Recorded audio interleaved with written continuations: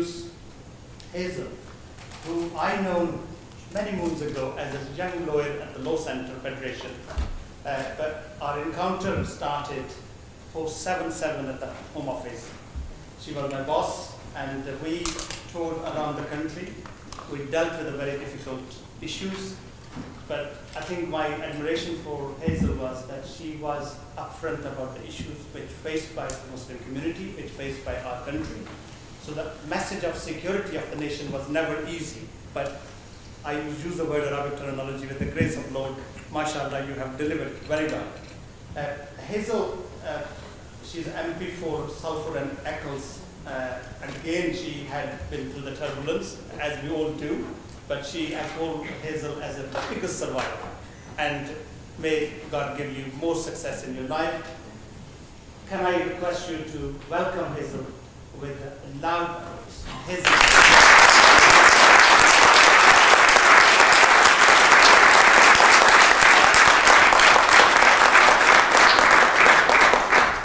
Assalamu alaikum, and a very, very warm welcome to all of you to the House of Commons. I'm absolutely delighted that with Maqsood's help and obviously with the help of my assistant David, we've been able to organise today's event.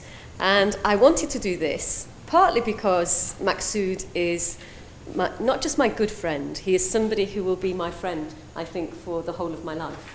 And we have a very strong relationship. But beyond that friendship, it was very important to me to be able to bring people together to celebrate the work and the guidance and the spirituality of Sheikh Haqqani that I personally have experienced in my life. And I have found him on the occasions that we've met and the prayers that he's said to be someone of immense spirituality, who understands people right at the very heart of them and is able to bring them a sense of strength and peace and resilience and all those very important qualities that we need to survive in this life of ours, which is sometimes difficult, sometimes challenging, and sometimes we don't always know what to think, we don't always know what to do, and therefore having some spiritual guidance that helps us with our problems, I think is enormously helpful, and that's why I wanted to come and welcome you here today. I know that you've got some speakers, you've got some performances, you've got some music, and you have the recitations, so I think it's going to be a lovely event. And I would just say to you that in this very room, every Monday evening at 6 o'clock, and it will happen tonight, the Parliamentary Labour Party meets in this room and has done since it was formed 100 years ago, since we got our very first Member of Parliament. And in the very, very early days, there was a gentleman called Keir Hardie, who some of you may have heard of, but he was the very first Labour Member of Parliament, and that was 100 years ago. And the party then was very small, just 6 or 7 members of Parliament. And now we have 265, not enough in my view, but we have 265. And they'll all be meeting in this room together with members of the House of Lords, the Labour members of the House of Lords, and our officials. And I hope, Maqsood and Sheikh Haqqani, that your meeting this afternoon is maybe a little more peaceful than some of the meetings that we have of the Parliamentary Labour Party. But I have no doubt that the emotions will be just as strongly felt and the views will be just as strongly expressed as we do in our party.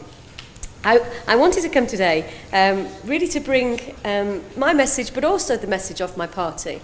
And our leader, Ed Miliband, went out last week and held an event in East London with the Muslim community, absolutely to show the strength and solidarity that we have between our movement and the people in our communities right across the country, not just in London, but in Birmingham, in Manchester, across the north, right across the country. There are now more than, I think, 2.5 million Muslims living in our country as our citizens, and you are a huge source of talent, of inspiration, of qualities that we need in our country. And that's why it's so important that we work together on the issues that concern us. And the issues that concern people in the Muslim community, are in many cases identical to the issues that concern people in a whole range of different communities. They're about education. They're about our young people being able to get a decent job and bring up their families. They're about housing. They're about health. They're about the care of older people who are very vulnerable in our communities. All of those issues are just as relevant to the Muslim community as they are to anybody else who lives in our country. And that's why it's so important that Sheikh Kobani has always wanted to work with people of other faiths, sometimes people who don't have a faith or don't yet have a faith, and to bring people together in that sense of mutual understanding and solidarity. Because it is only by coming together and sharing our resources, sharing our skills, working together that we're able to make progress for our country and for our people. Maqsood's right that until probably 10 years ago, I had very little experience myself of the Muslim community. I have a small community in my constituency, but not a large number of people. And I think when, after 7/7, Maqsood and I went out across the country, and Tony Blair was then the Prime Minister, and he said to me, Hazel, this terrible thing has happened, and lots of people in the Muslim community will be feeling that they are being targeted, that they are being blamed for what has happened, despite the fact that the religion of Islam is a religion of peace, of compassion, of forgiveness, of understanding, of all of those fine qualities. So he said to me, Hazel, you must go out and you must spend the whole of your summer and you must go to Leicester and Birmingham and Manchester and Newcastle, and you must travel the country and to try and reassure people in our country that we value the Muslim community, that the people who committed those atrocities were a tiny, tiny minority of people who sought to do what they did in the name of Islam, but that it did not for one moment represent the true Muslim religion, which is about peace and compassion.